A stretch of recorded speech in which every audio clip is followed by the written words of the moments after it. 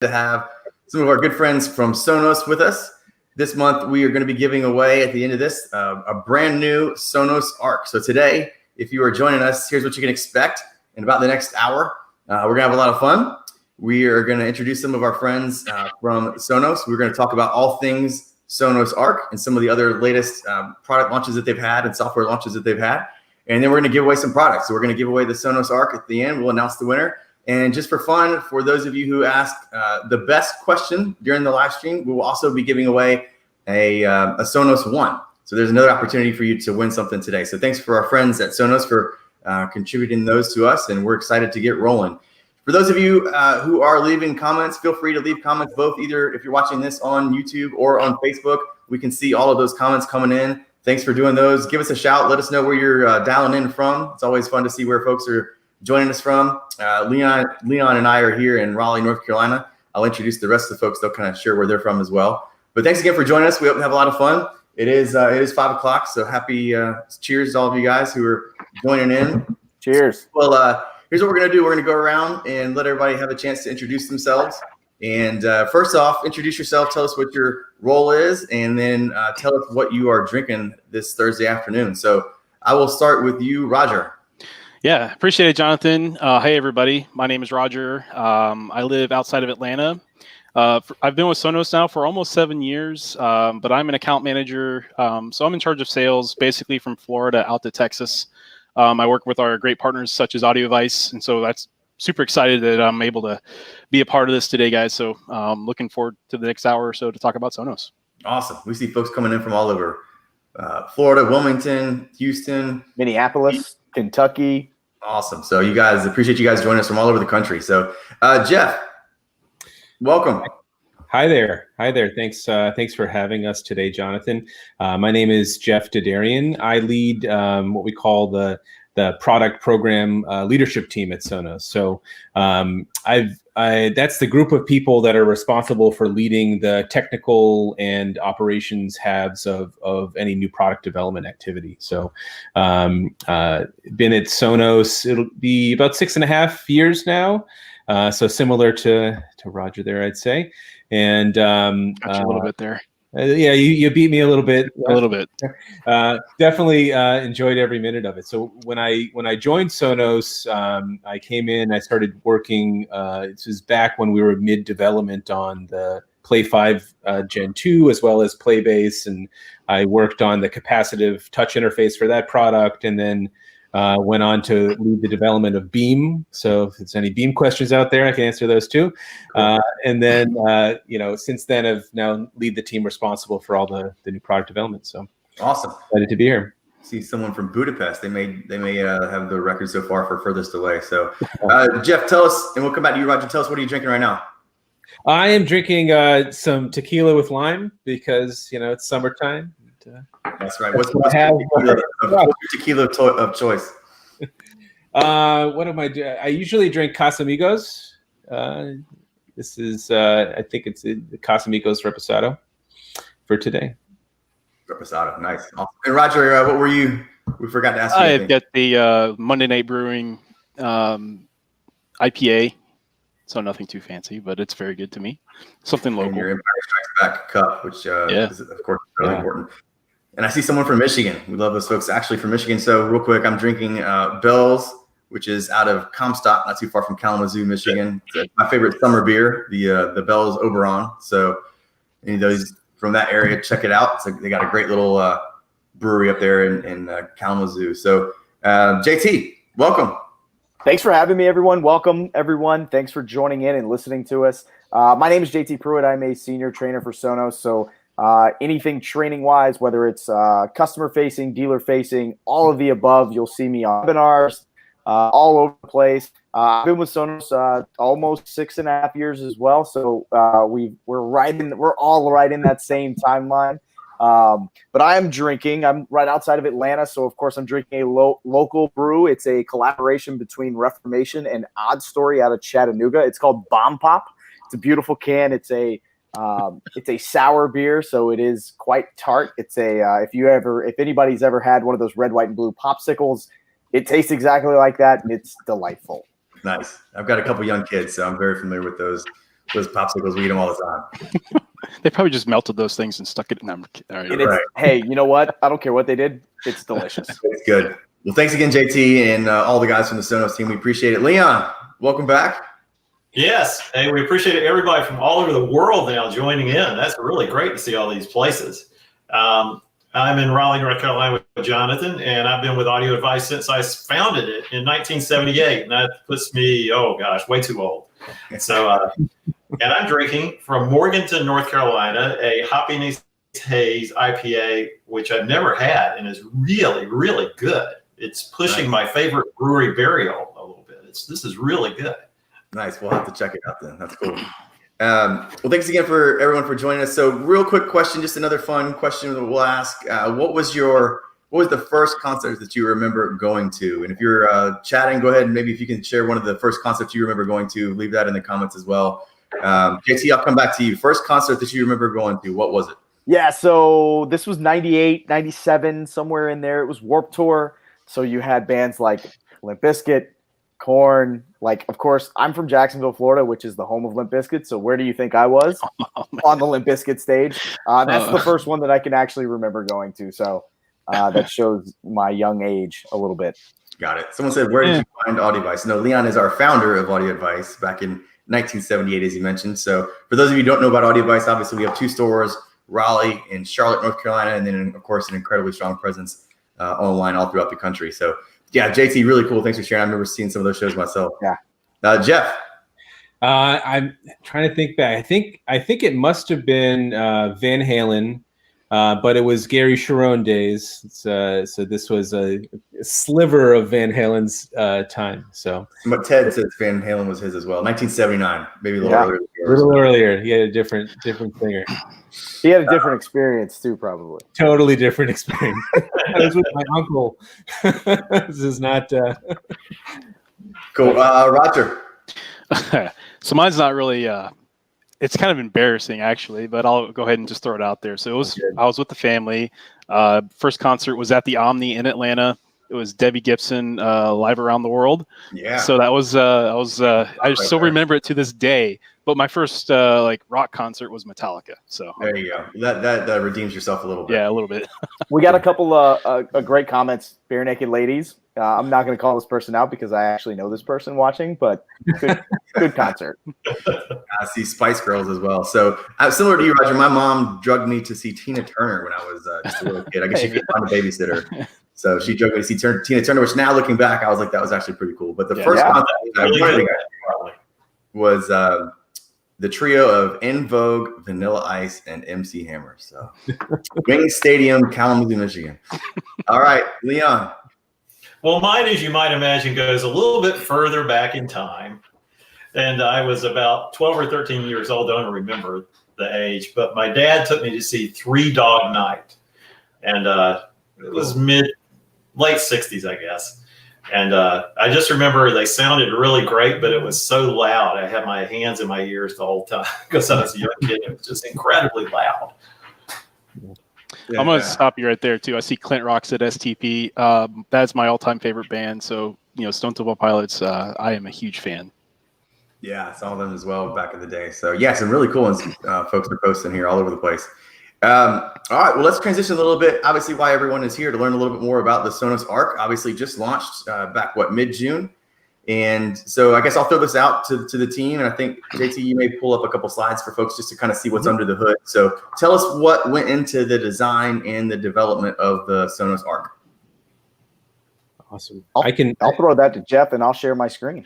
Oh, sounds good. I was going to jump on in. So I warned the crew here that I can talk about Arc for forever. So you'll have to rein me in if I'm going too deep. No worries. We have the comp, don't worry. Okay, sounds good. I actually, are you sharing? You sharing? I am. Okay. He's pulled it up. Yep. There we go. I got it now. Okay, great. So let's see. When we talk about kind of any new product development, we always start with, what are we trying to achieve here? And in this example, we're trying to create really a worthy successor to Playbar, right? And Playbar for us was really a groundbreaking product. It really kind of defined a new category in terms of what you can do with an all-in-one. And not only being a sound bar, but something that was great for music. And that needs to carry through with any home theater product that we develop at Sonos. So that was one point. We had to have something that was going to be that worthy successor. The second piece is, after Playbar launched, we launched Playbase and we launched Beam, which were two products that propelled forward our technology when it comes to home theater technology in a couple ways. And so not only is this a successor to Playbar, but it's also a successor to those products. And every time we launch a new product, that's exactly what we're doing. We're taking all the new technology that we've developed, the new capabilities, whether it be hardware or software, and we're pouring that into the next product. So that's what we had to do here. So when you think about it first, I like to talk about the sound a little bit. So for any home theater product, you're balancing three variables. These variables are center channel clarity. That's what's going to give you that vocal clarity, allow you to not have to worry and watch television with subtitles on because you can actually hear what they're saying. That's that center channel clarity. The second is the sound stage. You want the sound to envelop you, and ARC does this in a new dimension now. Not only with what we've been doing previously in the horizontal plane, but now adding Dolby Atmos, which gives you that height channel. And this animation perfectly describes that. It really wants to surround and envelop you, so it needs to deliver that. And then finally, bass. You need impressive bass response, especially in home theater, right? In that there is a level in which you need to actually, kind of feel the emotion that's coming across in the home theater experience. So those are all items that are actually in tension with one another. When you just design something that has to also fit and look good in the home. Right, so these were kind of the sound variables that are at play here. Before we go deeper there, though, I want to note that the other thing that we're always balancing against is some of our design philosophy and principles. So we're trying to deliver these amazing experiences, rich experiences, delivering brilliant sound, immersive sound, but in a way that is simple.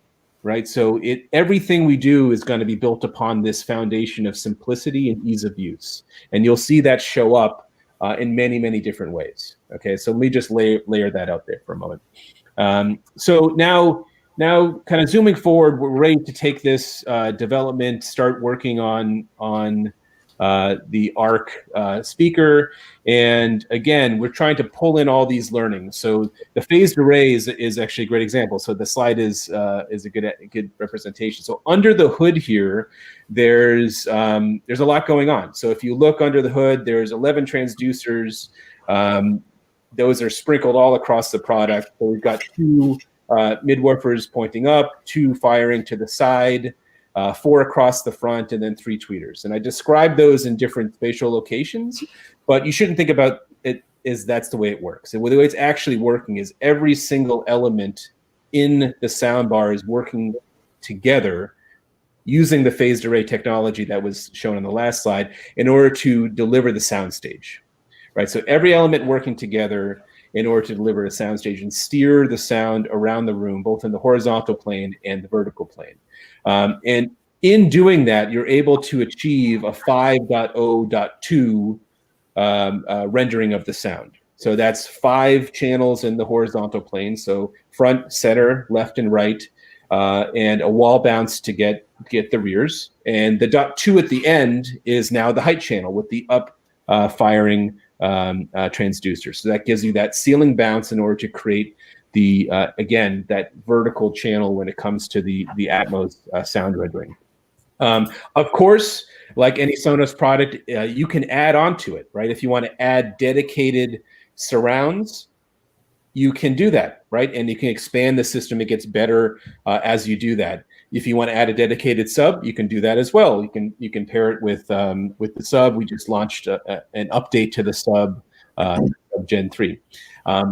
Now, what's different about this, though, is that we've carefully tuned every configuration you could think of, right? So when you add the sub, it actually takes the burden off of generating the low frequencies from ARC itself. It allows you to push more mids and highs.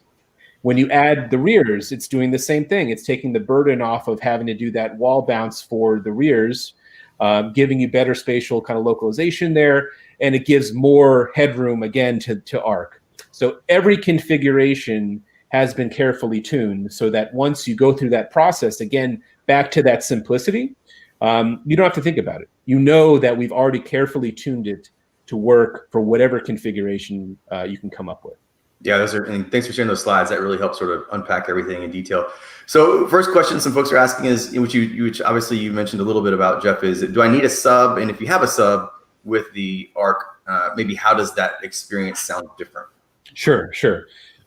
You don't need a sub. So each of our home theater products, as well as every product that we make, is designed to stand alone. It's something we call all-in-one, right? We designed it so out of the box, you're going to have an amazing experience. Now, at the same time, we do live within the laws of physics, and having a bigger box, a bigger volume of air, and a bigger surface area with which to generate bass is always going to add to that experience. So think of it as adding to the experience. And if you've experienced the sub, you'll know that it actually does make a difference. It really sounds fantastic when you have it paired with it. So I mean, I don't know if others, if everyone on the call has experienced the sub, but I view it as additive, but it is not needed. You know, one of the things with sub, and we're supposed to be biased as Sonos employees and really not having a favorite product, but it is my favorite product. It really adds a lot to anything, whether it's ARC or even a pair of Sonos 5s or even in ceilings with amp. Yeah. It adds another dimension that really we live in the laws of physics, like Jeff said, that really help enhance audio experience for everyone listening. Yeah, absolutely. Well, and my opinion is it sounds great by itself, but when you add the sub, it's just a whole nother level. I mean, bass is the foundation of music, and it goes deep, but it doesn't go as deep as the sub goes, and it's so much different with the sub, in my opinion. Yep. For the advanced users out there, if you go into your Sonos settings in the Sonos app, you can toggle the sub on and off if you have a sub. But to what Jeff was saying, when you add the sub, your mids and your highs actually become cleaner and more defined. You can actually hear there's a slight delay when you turn the sub off or when you turn it on, when you turn the sub back on, where the mids and highs just kind of open up, and then all of a sudden you hear that deep bass coming out of the sub. It's really kind of cool. You can hear the software making those changes in real time. Yeah. Once you've really experienced it's there's no going back. No going back. That's right. It's hard to change it. Absolutely. So we got a couple folks, one from Australia, Dundee, Australia. So shout out to Jasper, and saw someone from Guadalajara, Mexico as well. So you guys are joining from all over the place, which is great to see. Talk a little bit more about Atmos. We've seen quite a few questions coming through about what is Atmos, and then maybe how is that Atmos experience through the ARC? Sure. I'll take it. Go for it. Yeah. I'll let you handle, Jeff. I'll let you handle the ARC stuff, because you're kind of the man when it comes to that. When you think Atmos, there's a lot of different terminology that gets thrown around with that.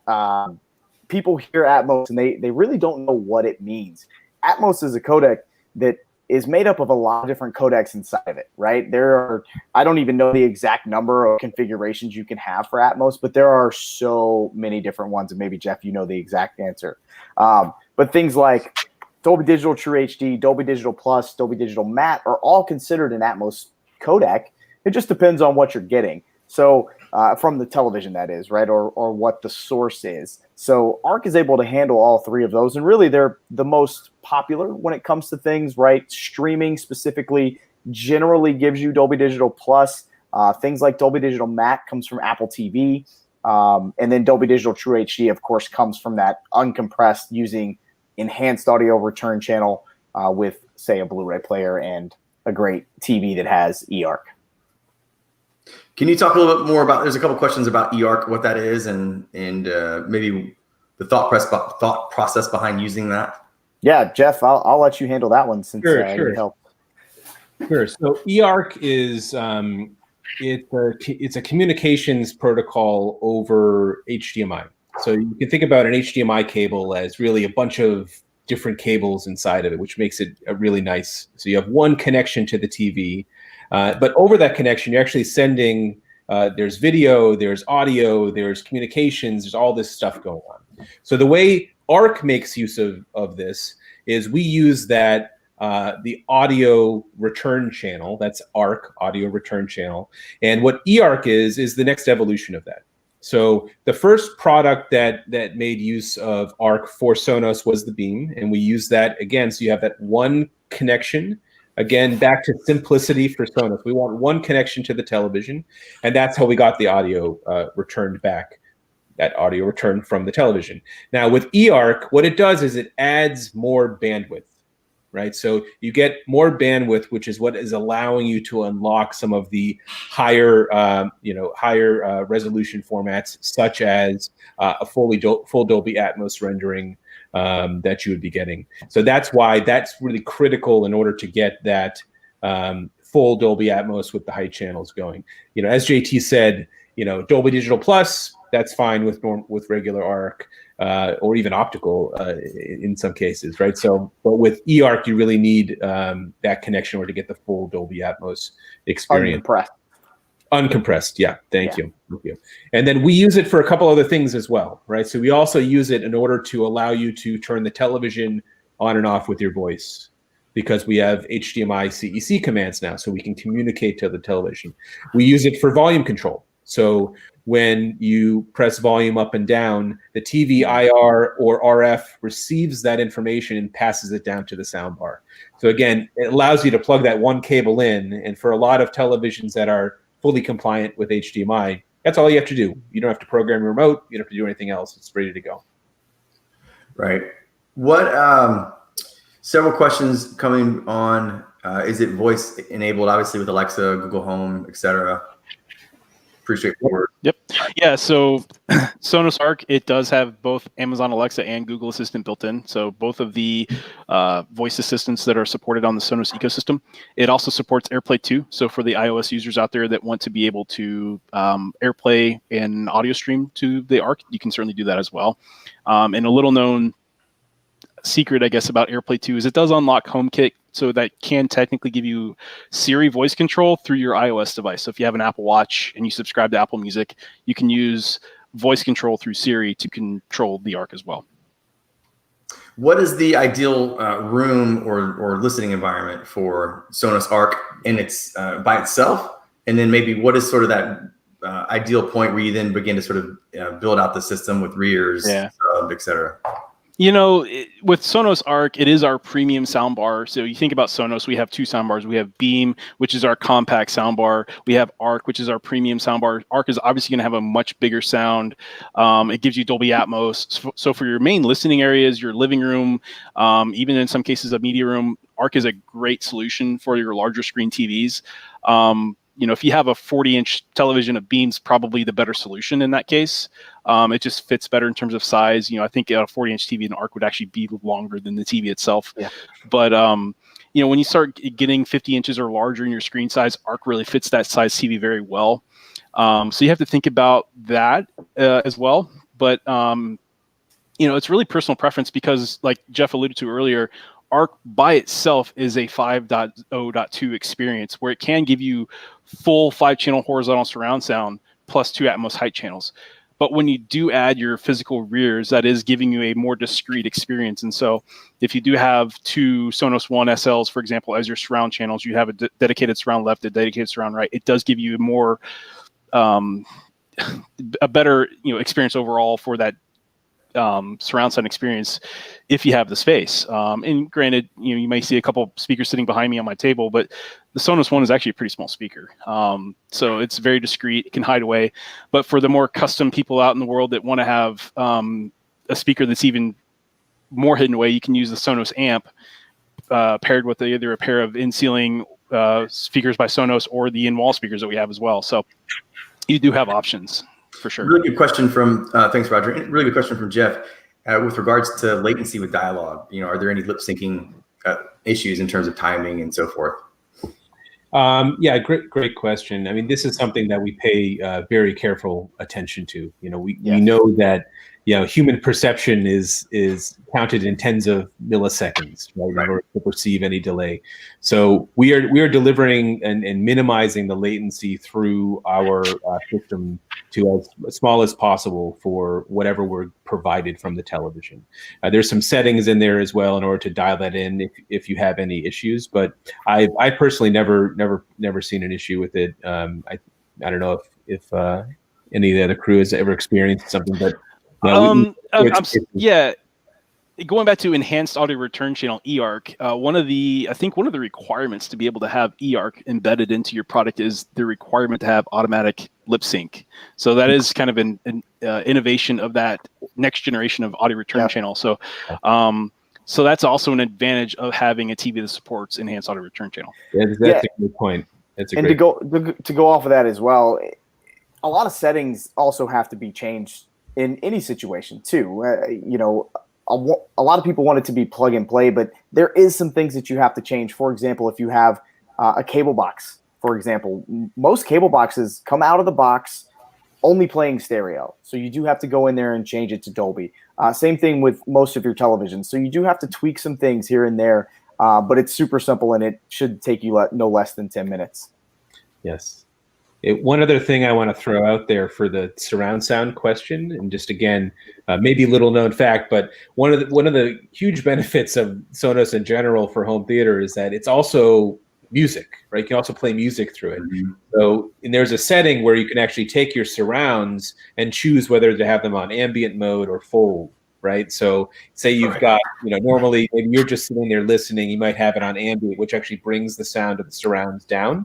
So you get just the arc coming through in the center. But if you've got a group of people, you're having a dinner party or whatever, you may want to go on full. Now the entire setup is playing that music beautifully around the room. And it really is a great enhanced feature.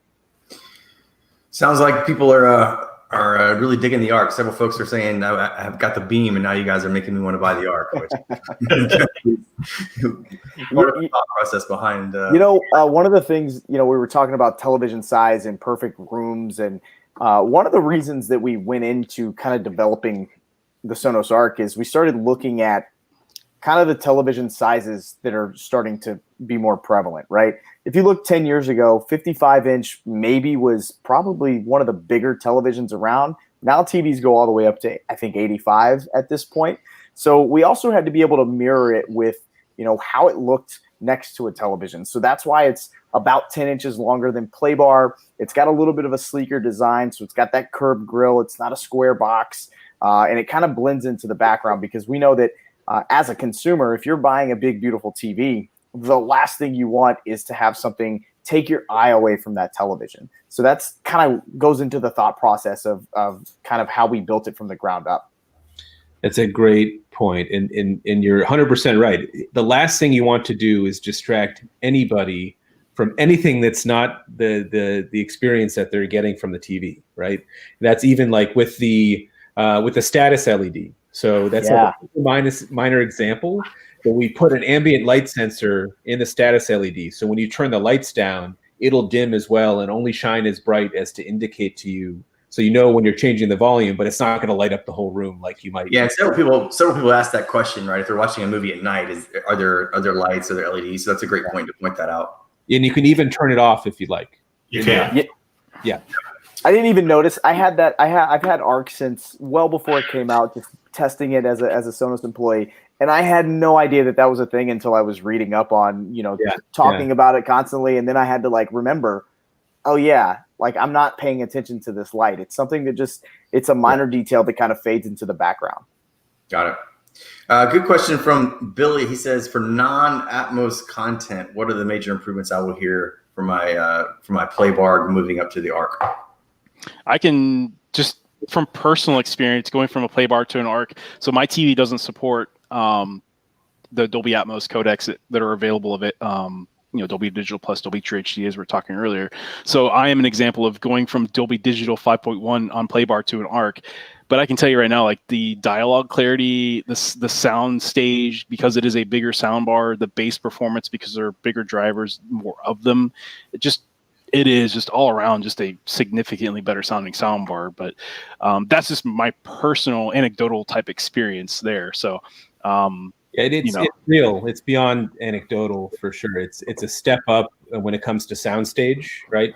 Beyond just the physical width of it, the arraying technology that we've been developing has evolved, right? It's evolved, and again, we build upon it every time we iterate on the product. So your soundstage is going to be just much wider, and the bass response is definitely improved. That was something that we wanted to step up on. Again, we're moving more air with the number of transducers we have in there, so we're able to do that, as well as like the design that we've had and how we've evolved the transducer design specifically for this product. So. And again, center channel for sure. It's crisper. Well, and then even outside of sound quality, you also have additional features such as voice control. You have HDMI enhanced audio return channel with eARC. So going from optical or Toslink to an eARC connection with voice control built in, those are even some advanced features that Playbar just wasn't able to handle, or even Playbase for that matter, they weren't able to handle. AirPlay too. Yeah. Yeah, CEC is quickly becoming one of my favorite features, whether it's with the Sonos Arc or even with the Sonos Amp and the Sonos Beam. Just being able to, I have a 3-month-old son here at the house, so I'm not always able to pick the remote up and change the channel or turn the TV on. So just being able to ask Google or Amazon to do it for me has been, obviously a huge help. This is great. And don't forget, we've got a full review on the Sonos Arc where we go into a lot of the specs as well. Some folks are asking about dimensions, size, weight, and so forth. So we answer all of those in our full review that I know that we've linked to. Randall asked, what are some of the favorite demos from the Sonos team that you guys heard on the Arc? So I'll go around to everyone, including Leon. When you first got the Arc, obviously lots of anticipation, years in the making. When you first hooked it up and got it all set up in your room, what was the first track that really stood out to you? Maybe if you have two from a video, and then from a music audio perspective, if you've got one for each, and if not, obviously just which one was your favorite. Jonathan, I'll start off with the video. I love The Irishman, and that a great new Netflix movie. And about 5 minutes into it, De Niro and Pesci get out of the car to talk about life and the past, and they're at this kind of rest stop, and there's these bugs and crickets it's like you're standing under the trees. And in the room I tested it in, it was about a 9-foot ceiling. They were just right above my head, and I was just totally enveloped. It was a subtle effect, but that's what it did so well. I just felt I was surrounded by insects and outside. That's cool. Just amazing how well it did the atmosphere. And that was when you just had it by itself without a sub or rears? That was by itself. And then I actually tested. Someone asked a question, is it better to have the sub or the rears? And I would definitely say get the sub, because I think it does such a good job of the Atmos height channels by itself. I tried it with a pair of Sonos 5s on the sides, and that was better. But the improvement the sub made is 200% better than the surround sound. So if you're thinking of the order to do things, definitely do the sub first, because it just does an amazing job of throwing out that Atmos height effect. It's awesome. Incredible. Yeah, several folks have asked about that. So you'd say sub before rears? No question. I completely concur. I would agree. Yeah. Cool. All right, JT, first track, what stood out? So the very first thing when I got my Arc and when I got my new television was, I'm a huge nerd, so Marvel movies are all the hit right now. So for me personally, it was the ending scene of Endgame, the latest Marvel's Avengers movie, when Thanos is fighting Captain America, and spoiler alert, sorry, everybody comes back and helps fight. But because I've watched all of those movies recently, all 23 of them leading up to Endgame. But so I had a emotional connection to all of the characters. So that's one. Also, Stranger Things season 3, episode 1, the opening scene is very, very crazy. Again, going off of Leon's point of just being encompassed by sound all around you. That for me, I'm a big movie and television buff, so those two things stick out in my mind really well. Real quick, before we go to Josh, so just so you guys know, obviously we're getting tons of questions, more than we'll be able to get to in the next 20, 25 minutes or so. We'll answer as many as we can. But what we did in our last happy hour, which we will plan on doing this time as well, is we will put together in a follow-up email a lot of those questions. We'll unpack those in more detail. So be on the lookout for that in the coming days. We'll try to answer as many questions of those as we can that we won't be able to get to in the next 25 minutes or so. All right, Josh. Jeff, sorry. Okay, maybe I'll throw some music. I'll throw some music tracks out there. Some tracks that I used a lot when I was when we were tuning Beam. I have some go-tos, and so I've got in my head fresh all the Beam stuff. I want to compare it directly to Arc. So I usually play Gregory Porter's Musical Genocide, which has an amazing, his voice is so great. The bass line is so punchy. So I just love that track as a way to really hear the clarity while being reinforced with the bass. And of course did it with the sub, without the sub, and yeah, of course the sub sounds super good. But on its own held up beautifully. And the other one, again, it might be a little bit of odd sounding, but I'll play Hallelujah, but the version from Pentatonics, the acapella version, because it's got some amazing LFE effects in the bass vocalist that just, it sounds like this wall of sound, is encompassing the entire living room. So if you play the track, even if you don't love a cappella singing, it just is just completely surrounding you, and it's really great. So there's some music variants of things. Cool. Yeah, like that. Thanks for throwing in the audio part of it, Roger. I got a couple for you for music and movie, but I'll start with music. One that I like is from the Nine Inch Nails album, Pretty Hate Machine. So think back to 1989 when this album came out. It has been remastered, of course, but the track is really cool. You think about Trent Reznor and how he mixes his albums. It's pretty masterful, even back over 30 years ago. But the song, Something I Can Never Have, is really cool at how it sends sound around the room. So that's one of my favorites. But even up until the most recent Tool album, Invincible, we were talking about punchy bass, the drums are incredible in that song track. It's a long track. It's 11 or 12 minutes long, but the drums are great in that song. Recently, I was actually watching a movie on Netflix. I watched Minority Report. So Tom Cruise, directed by Steven Spielberg. The scene where Tom Cruise is running through the factory and they're trying to chase him and he shoots this futuristic gun. You have a sub, it's a good bass performance demo track, but it just hits you in your chest. So that's a pretty cool demo too that I just kind of forgot about. Honestly, I was just watching on Netflix a couple weeks ago. I was like, oh man, that sounds great. But those are a few that just kind of come to my mind here. Yeah, cool. And my go-to obviously is the Ready Player One first race scene. That's just a great track, a reference track, which just got so much going on. Yeah, my kids love it, so it gives me an excuse. Hey, I want to test out some new speakers. Let me put that track on, and it's an easy yes for them to entertain them for a little while. Someone asked, "Is the Arc a good way to meet your neighbors?" No one's going to turn down a chance to get to know your neighbors. And that's night mode. Yeah, that's right. It does have night mode. You live in an apartment, you need to buy an Arc and a sub. Meet your neighbors. They won't turn it down. Cool. Any questions you guys are seeing that you want to take a stab at? Somebody mentioned Top Gun as a great demo track, and obviously, yes, that is phenomenal. And of course, I'm looking forward to the newest Top Gun. Can't wait. Yes. Those jean shorts, that volleyball scene.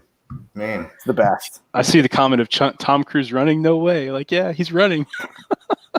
He runs in every movie. Minority Report, obviously Matrix. Those are all great as well. Yep. What? I'll throw another fun fact, if you like, Jonathan. Another fun fact for folks. We've got plenty of those. If we're waiting for more comments, but yeah, mounting arc. So we talk about tuning the speaker. So one of the things that happens when you mount a soundbar on the wall is you get all this bass reinforcement from that wall. So you can think of reflections of bass energy off of this large wall as just adding.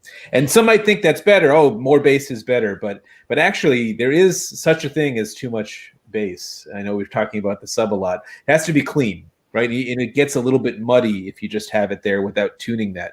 So what ARC does is when you mount it on the wall with our wall mount, it detects the wall mount and it changes the tuning, right? So we've tuned it specifically for the wall mounted scenario.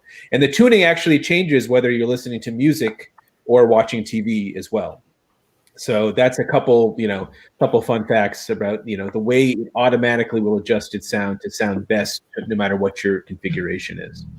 Jeff, on that line, something that we, being so closely involved with Sonos, we kind of forget how important it is Trueplay. Oh, yeah. Yeah. And Trueplay, it's just normal for us because all Sonos gear has it now. But Trueplay is a system that tunes every Sonos speaker to your room. And the room has such an influence on the sound. I mean, it can take away frequencies, greatly boost frequencies at different parts of the room. And Trueplay is unbelievable in how well it works and how easy it is to implement compared to most other room equalization systems. And when you talk about Trueplay too, it really had to grow up with the Sonos Arc. Mm-hmm. Is it for so long it was really tuning it for that horizontal feature, right? When we add the Atmos, we had to incorporate the height channels as well. So when you talk about Trueplay, we developed Trueplay. I think Play 5 came out, or Play 5 Gen 2 came out in 2015. Yep. Sounds right. So it's been 5 years since we've been on this journey with Trueplay. So we really have taken strides to improve it every single time. And really with the Sonos Arc, it's another testament to our engineering. I'll never forget. I was at the Sonos factory, and there were a bunch of dealers out there, and you were showing us Trueplay before it came out, and you put a speaker under a table and behind a plant and played it, and the difference was just unbelievable. It worked so well. Magic. Yeah. So actually, there's a question from Sarah Bruno. Does it come with a microphone to tune it?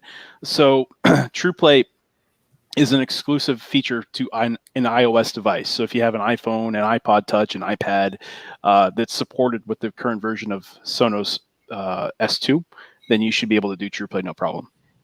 It actually takes the microphone in your device and you kind of walk around the room. It's kind of a cool process, but the room dance is what I like to call it. There was a question about PC gaming, something like a Nintendo Switch. So a lot of those devices utilize multi-channel PCM. I am pleased to it's already on the Sonos forums, so I'm not breaking any cardinal rule here, but we will be adding support for multi-channel PCM through a software update. Don't have an ETA, but we will be adding that. Oh, that's great. Awesome. Yeah, and some people just ask, does my room vary, or will my sound vary based on the size of my room and so forth? So obviously that's one of the great features of having that Trueplay is that it will help tune any of your Sonos speakers, but in this case, obviously the ARC based on the configuration of your room and where your sort of primary listening point will be, right? So that's what really makes it stand out. And you notice, Leon, I know you can speak, we notice a significant difference before and after, we start to implement Trueplay. So if you're a Sonos user and you've run Trueplay before, you know that it's a little different with a home theater product. So a soundbar versus an all-in-one speaker like a Sonos One. With a home theater product like the Sonos Arc, it's a two-step process. The first step, it's more or less calibrating the timing delays, and then it walks you. So you basically sit in one place. Your main list, like to Jonathan's point, you sit in your main seating position. So the chair, it's going to get your timing delays dialed in, and then after that, it's going to capture the size of the room, which is kind of cool. It literally takes 90 seconds. Easy, you just sit in your spot, point your phone, and then get up and move around. It takes 5 minutes. It really is the evolution. When we first launched Trueplay with Play 5 Gen 2, it was just that, just the spectral balancing. So that's the frequency response of the room, making sure that we're rendering sound as authentically as possible. And then with Play Bass, it was now Trueplay for home theater, where we added the spatial element to it. That's the time delays around the room. With Move that we launched a few months ago, I guess a little longer than that now with Move, right? That was then some automatic Trueplay. So it listens to itself because you move it around. No one's going to do a room dance every time you move it. And then, now with ARC, it's the adding to the spatial, the height dimension, because ceiling heights are different. You're going to have a different bounce off the ceiling based on where you sit. So we've got to time align all that. So it's really every product is evolving the Trueplay capabilities. So unfortunately, someone asked, what is Sonos planning for CES this year? And as you guys all, if you don't know, CES, No idea. no one will be planning anything for CES. CES or CEDIA, yeah, either one. Yeah, so obviously most of those shows have been canceled for All this virtual. Yeah. Hey, We all that was get a really together good. to see each other, so it's a bummer. Yeah, it's one of my things I look forward to the most. I did see a question in the chat room that I kind of want to go on because it's a great question. It's from Mark. It's which of your speakers work best with the Sonos Arc for surround sound? And there's really, when you break it down, you can go 2 Sonos 5s, you can go 2 Sonos 1s, or a combination of Sonos 1s and Sonos 1 SLs. And then you could go for that epic experience with utilizing a Sonos amp with Sonos by Sonance in ceilings or in walls, or even whatever bookshelves you choose. It really all depends on your room. Personally, in my room, I already had a pair of Play ones as my rears with my Playbar. So when I switched out my Playbar for my Arc, I just left the Play ones. Now, with that being said, the Sonos 5s as rears is one of the most epic experiences I've ever heard. As well as it's real big and it is real good. I don't know if Jeff or Roger or even Leon or Jonathan, do you have any preference on which rears you choose? I think it just really comes down to your personal preference in terms of what you can actually fit. Yeah. You think about Sonos 5s or Play 5 Gen 2s that can be used for rears. They're big. They're like a bookshelf speaker in terms of their size. They're about 14 pounds. Sonos 1s or Sonos 1 SL, or Play 1s for that matter, they're all the same size roughly. Like those are probably the smallest in terms of what you can use wirelessly. Yeah. But they still, for surround effects, they still provide a great surround effect sound quality. So if you're looking for that, I would say my opinion is the ones are great for surround sound. The 5s are a little better. But if you entertain and want to have that, to switch it to the full surround effect, I get the 5s because that'll fill up the room a whole lot better. Oh, for sure. Really work well as surround speakers. Yeah. And I was going to go even further. Like if you have the space and you wanted to do something completely integrated, then you would use a Sonos amp and then pick whatever speaker you want. In ceiling, in wall, bookshelf. Towers. You want to put towers as your rears? Go for it. Floor standings. You can do whatever you want. Scott asks a great question. How does this perform under low level listening? It sounds great because I always test that because that's important. As kind of geeks that are into it, we always like to crank it up when we first start out. But real life use is at a much lower normal volume level. It sounds really good at a low volume level. Everything's super clear and defined. Everything's very well separated. All Sonos products are actually that way. And it's because each driver has its own individual amplifier. There's no passive crossovers. It's all just so effortless, which sounds good at low levels. And you think about the software, the speech enhancement or the night sound modes that we have in the Sonos app. So it can be custom tailored to your living environment. So if you do have, like JT has a 3-month-old, or if you have neighbors that are in an apartment, you may want to have the night sound mode enabled, so you get less bass frequencies, but you still get that overall sound separation that you're looking for, or even the dialogue enhancement if you need to have that little extra edge turned into the dialogue. Like that's really it's really what it's designed for.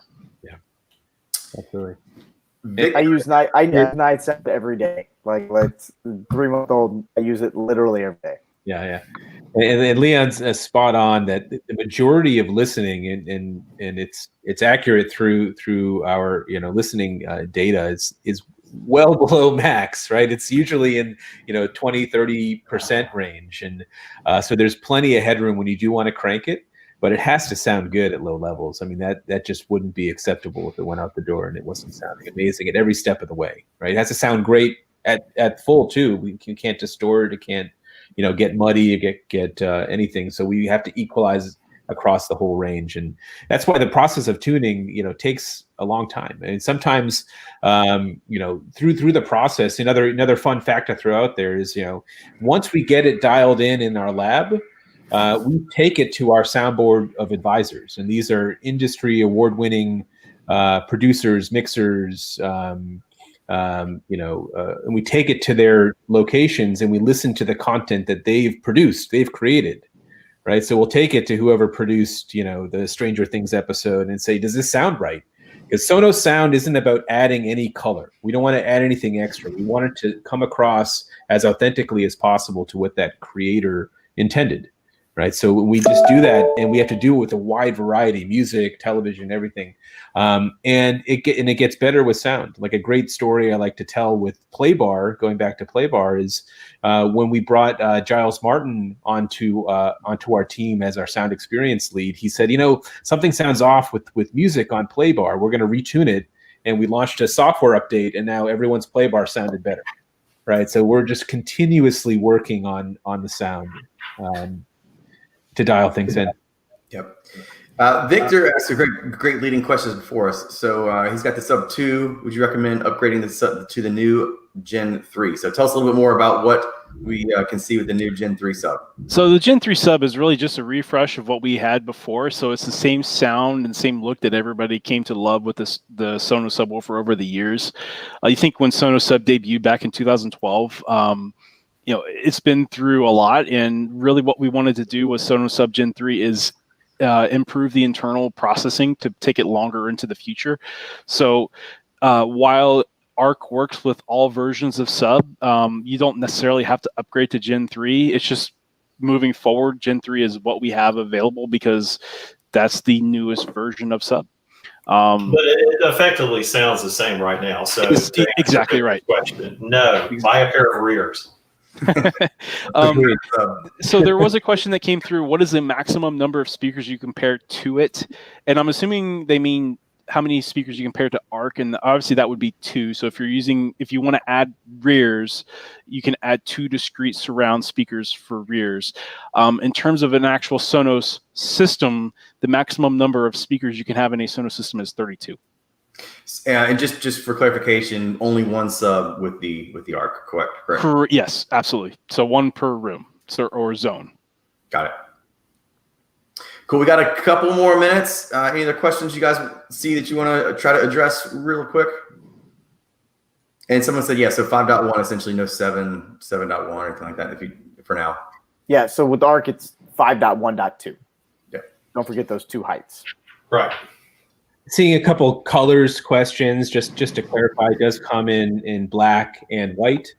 That's been part of our design language for quite a while now. So with our home theater products, we make sure that we offer both those options. Actually, I love the white ones. I always go for white because I think they run really nicely. I just have to say, guys, when I set it, any Sonos product I try, it's so easy to set up. I mean, it's just so simple. You guys do a great job on your software. It just walks you right through it. I like the way it forces you. You have a hard time not doing Trueplay. Which I think everyone should do. It makes such a big difference. Yep. I was just going to say, there's been a couple questions come through about something beyond the 5.1 horizontal surround sound, like 7.1 or even further. It is limited to 5.1.2 in terms of surround sound. So 5 channel horizontal surround sound. So we're not doing anything with the 7 channel surround sound right now.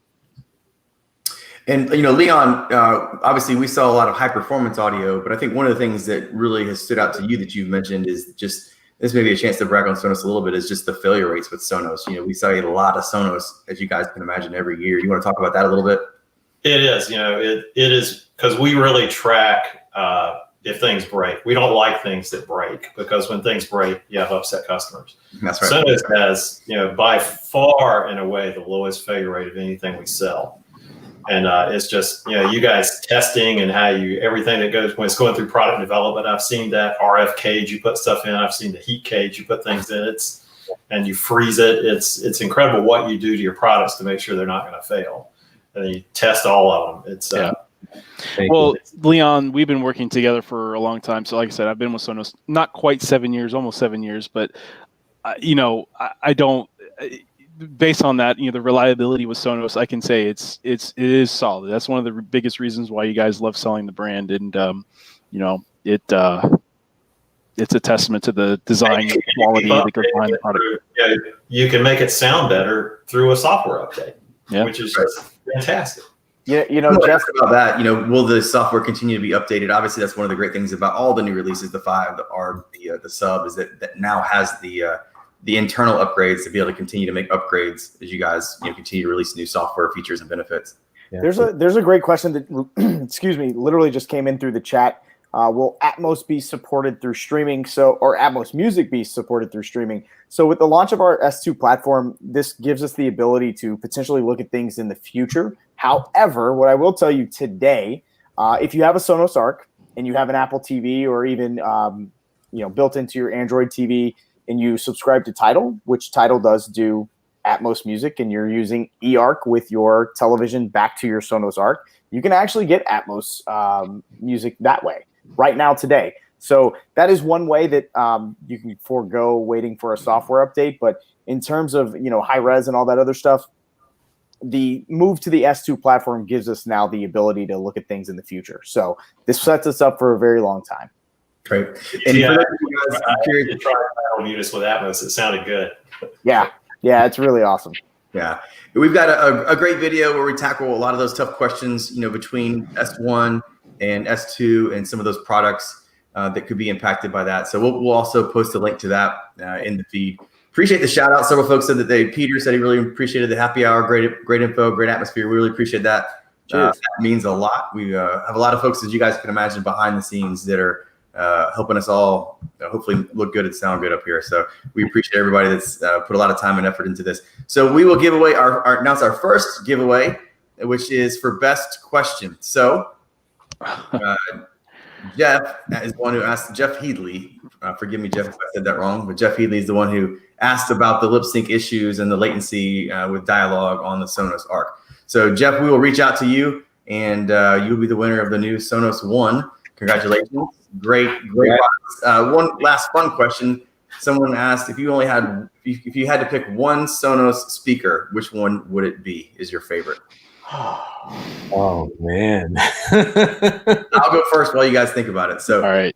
For me, I've got a lot of Sonos. I've got a 5.1 setup. We've got some Play 5s throughout the house. I've got a Sonos amp for my outdoor speakers, Sonos Connect for my office speakers and so forth. So we got the whole house set up, which is great. But my favorite speaker is the one that you guys came out with not too long ago, which is the Move, obviously, which is a great speaker. So many great use cases. We take it outside. It's easy to toggle, hook it up to Bluetooth if we're going to a tailgate or to a party. It's got great sound, really fills the room. So we have loved having that. My kids think it's the best thing in the world. They want to take it with them everywhere they go. My kids can set it up, no problem. So that's been my most favorite recent speaker that you guys have come out with. I'll go next. For the longest time, it was probably Sonos Sub, but that's more of an add-on. It's not really a player, so to speak.